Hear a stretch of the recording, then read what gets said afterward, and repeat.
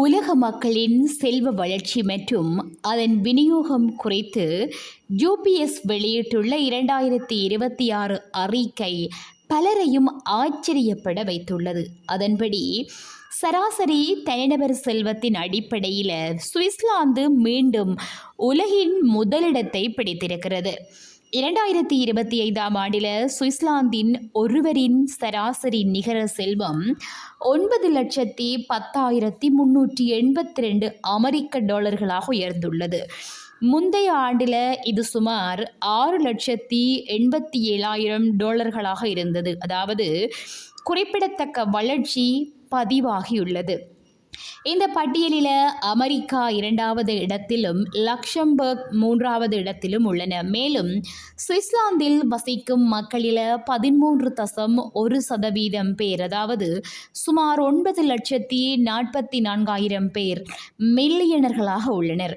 நாட்டின் மொத்த தனிநபர் செல்வத்தில் சுமார் 69% இவர்களிடமே குவிந்துள்ளது. ஆனால் இந்த செய்தியின் மறுபக்கமும் கவனிக்க வேண்டிய ஒன்று, சராசரி செல்வத்தில் உலகின் முதலிடத்தில் இருக்கும் சுவிட்சர்லாந்து மத்தியம செல்வத்தின் அடிப்படையில் 8வது இடத்தில் மட்டுமே உள்ளது.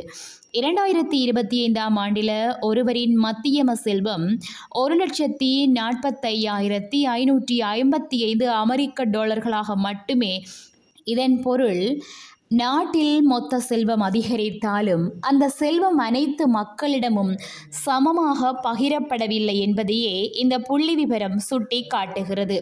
கடந்த 25 ஆண்டுகளில் சராசரி செல்வம் உயர்ந்துள்ள நிலையில் மத்தியம செல்வம் குறைந்துள்ளது. அதாவது பணக்காரர்கள் இன்னும் அதிகம் செல்வம் சேர்த்து கொண்டிருக்கிறார்கள். ஆனால் நடுத்தர மற்றும் சாதாரண மக்களின் செல்வ வளர்ச்சி அதே அளவில் இல்லை என்பதே இந்த அறிக்கையின் முக்கியமான செய்தியாகும்.